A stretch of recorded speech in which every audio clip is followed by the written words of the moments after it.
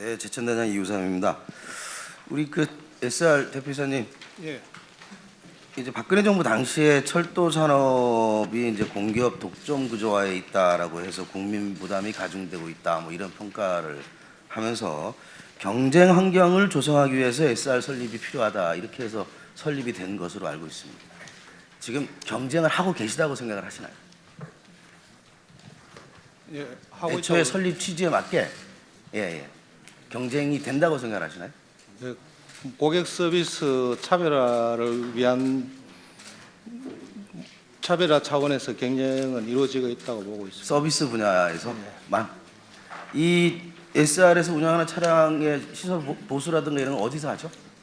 유지 보수는 공사에서 하고 코레일에서 있습니다. 예.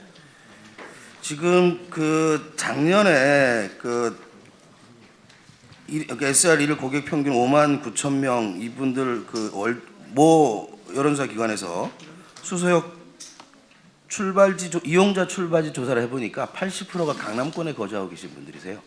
혹시 알고 계신가요?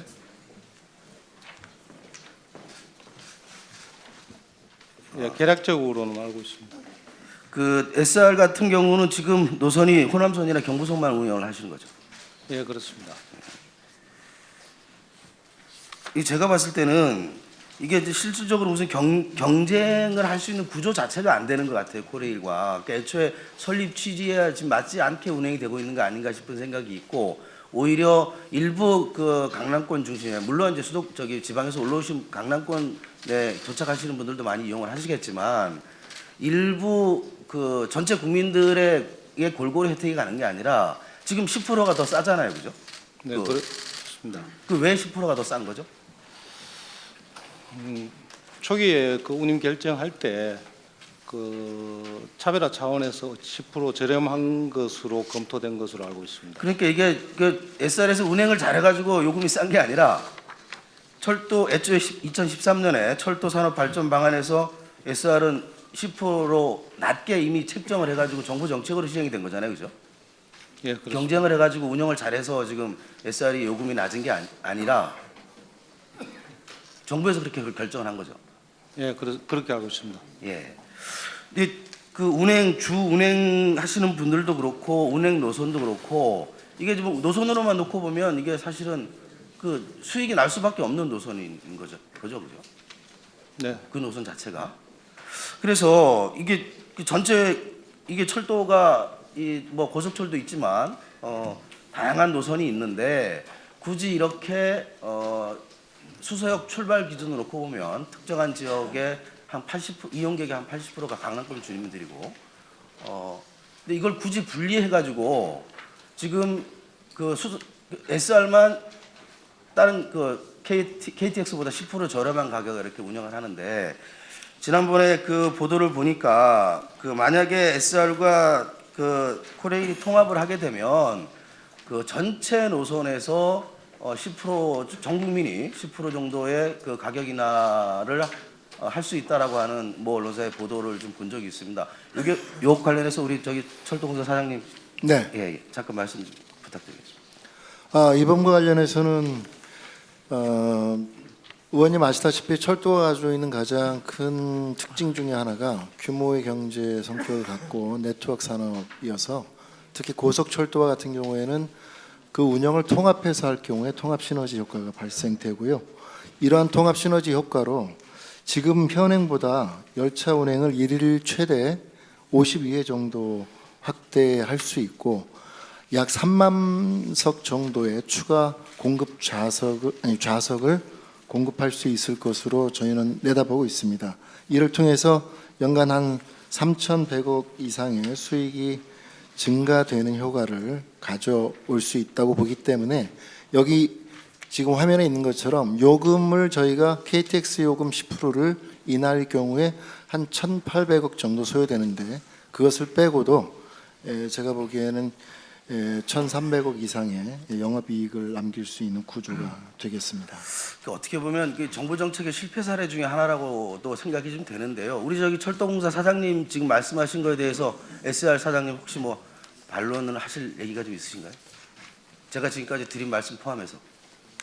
예, 현재 뭐 그 평택 오송구간의 선로 병목 부분이 좀 지장의 요인이 될 수 있고 열차를 정편하는데요. 그리고 무엇보다도 어떤 산술적인 그 효율화 이런 비교보다도 또 국민 편익 증진이라든가 철도 산업의 장기적인 발전을 위한 어떤 그 지속 가능한 발전 구도 뭐 이런 종합적으로 검토돼야 한다고 생각하고요. 그래서 지금 정부 주관으로 그 다양한 평가와 분석을 통해서 정책이 결정되리라 생각하고 있습니다. 저도 뭐 국토부에서 지금 용역을 하고 있는 것으로 좀 알고 있는데요. 다수의 국민들이 불편을 느끼고 있고 또 뭐 비록 그 10%가 큰 액수는 아니지만 그러한 불합리한 조건에 있는 이런 상황이라고 한다면 양 공사에서 뭐 용역을 뭐 수행하는 과정도 마찬가지지만 국민의 안전과 국민의 그 이익의 관점에서 조금 좀 적극적으로 이 문제를 검토해 주시기를 좀 부탁을 좀 드리겠습니다.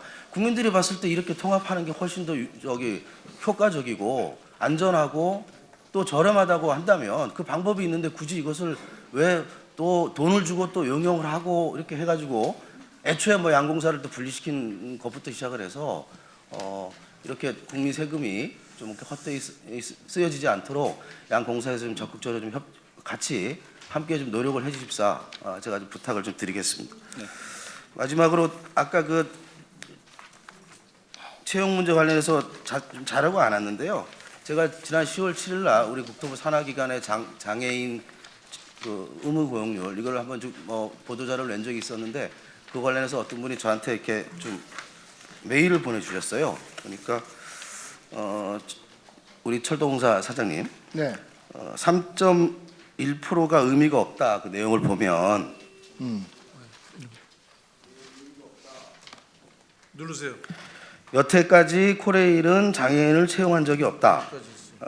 지금 현재 3.1%로 근무하시는 분들은 일을 하시다가 다치신 분들이라는 취지의 메일이 왔어요. 이게 사실인가요? 그렇지 않습니다. 예. 지금 현재 뭐 의원님 파악하신 대로 저희가 3% 비율 그 정도는 지금 지키고 있고 저희가 의무 고용률이 3.2%여서 59명이 부족해 하기 때문에 지금 10월 말에 신규 채용되는 직원들 같은 경우에 105명을 장애 등급을 가지고 있는 분을 신규 채용을 하는 겁니다. 이거 이분이 그 말씀하신 건 약간 잘못 아마 지금 근무하시는 분 중에 그렇게 근무하시는 분도 있기 때문에 나오는 이야기가 있습니다. 그 사회적 약자 문제에 대해서 지금 보면 각 기관들이 의무 공률이라든가 또 그 물품 구입 이런 것들 좀 제대로 지켜지지 않고 있습니다. 그래서 그런 거 좀 각별하게 예, 그렇게 하겠습니다.